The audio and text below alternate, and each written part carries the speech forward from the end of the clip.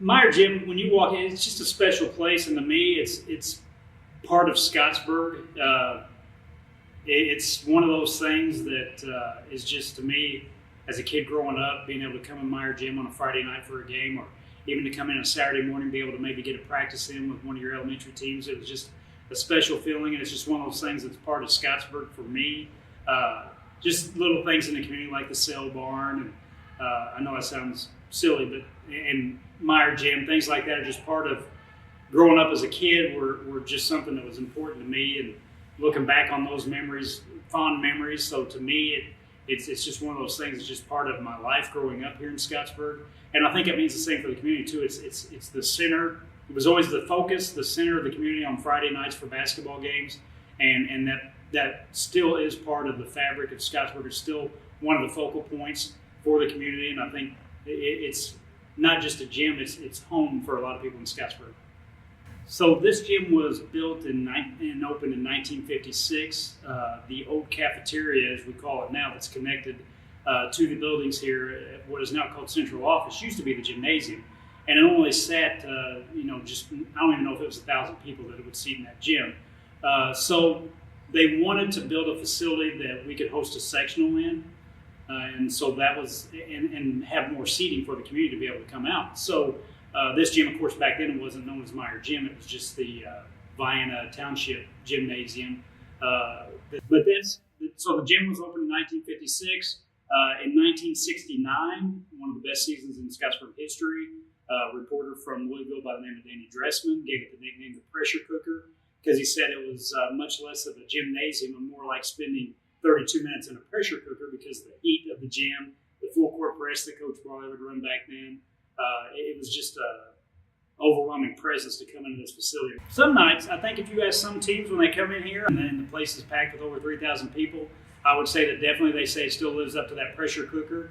What makes it the pressure cooker to the visitors is they think that the officials are homers and that they don't have a chance here, and just the temperature and the feel in the building. So there are nights when there's a lot of people in here, it gets that same atmosphere again. We got its name Meyer Gym in the 80s, I believe, when former coach Charlie Meyer, there was a push to name the gym after someone, and he came in and turned the program around.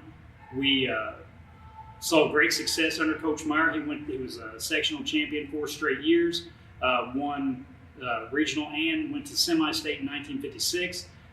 Was actually Elite 8 in 1956, losing to the Indianapolis Crispus Attucks and Oscar Robertson. So he had a great team, and that was his influence and his coaching and getting the wins and the success that he did drove the need to have a bigger facility. So really, without his success as a coach and his teams, we may not have a big gym like we do now. My favorite part of Meyer Gym, it's hard to narrow it down to just one thing, but honestly, it's that if you're walking into the building at the moment that the band's playing and the teams run out on the court and it's packed, you come here for like the Austin Scottsburg game, just that atmosphere, it still reminds you of, you feel like you're walking in a gym and it's still, maybe not 2019 or 1999, but it still feels like it might be 1989 or 79 or 69. That feeling never goes away whenever you walk into an atmosphere like that. And that's probably the one thing, just that feeling that you get, you almost get a little goosebumps, a little tingling, just because even though times have changed and kids have more things to do, and we've got technology and devices that take kids away from coming out to games, and even, we say the kids, but even the parents and the adults, they've got more responsibility, more things going on.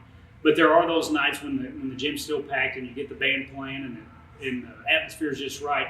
That's probably the one thing, just that feeling when you walk in the gym and you see that and you hear that. It's pretty neat. That's the one thing that I'll always take with me.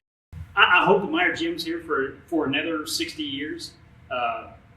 And I think with the right people that we have now and the right mindset, obviously the maintenance is going to be a big thing, and that's always going to be a big thing when you have a facility that's old. But there is an effort from everyone to do a better job of taking care of the facility and doing the things that we need to do.